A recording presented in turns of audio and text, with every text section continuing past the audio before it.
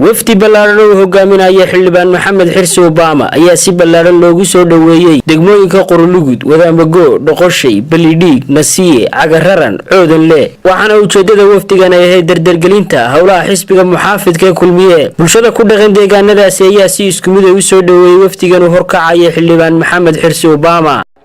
waxaanu ka faraxsanahay socdaalkiinan iyo wacyigelintiinan iyo astaamaha iyo qorshaha aad noo soo bandhigteen aad iyo aad baan ugu faraxsanahay.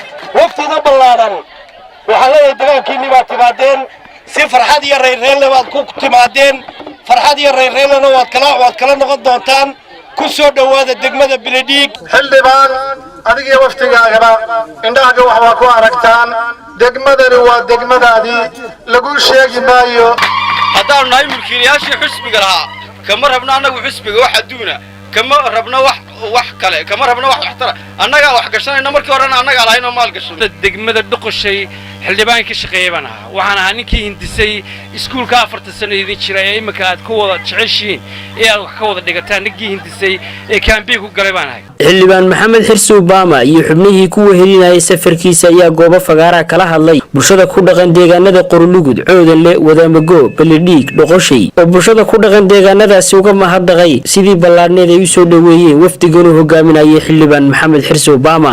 barbar taagnaa ayaa ahaydeen kulmiye waxaad tihiin dadkii dhiigiisa u shubay waxaad tihiin kulmiye hooyadii. dardaarankeenu wuxuu yahay inaynu u codayno xisbiga kulmiye. markii aan hawshii soo galay arday baan noqonayba nimankaygiis lahaa wax toosiya annagiina waa la toosiya waayo waxa noo soo baxay in dadka deegaanka degan ay aad nooga abaabulan yihiin dadkayga ka yimid galbeed.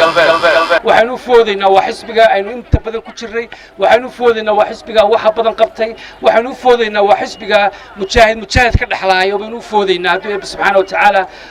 qiriya reer Coodanle inay yihiin dad aad u nool waxaan qirayaa inay yihiin dad aad fariida waxaan qirayaa inay yihiin dad ficil badan waxaan qirayaa inay yihiin dad abaabul badan intaaba waan qirayaa intii imika aan maraayay ololaha waxaad ku jirtaan Coodanle bari iyo galbeed baan maray waxaad ku jirtaan meelaha ugu ololaha badan reer Balidhiig waxay doonayaan ba Soomaaliland u fuudaysa waa ictiraaf aynu doonno.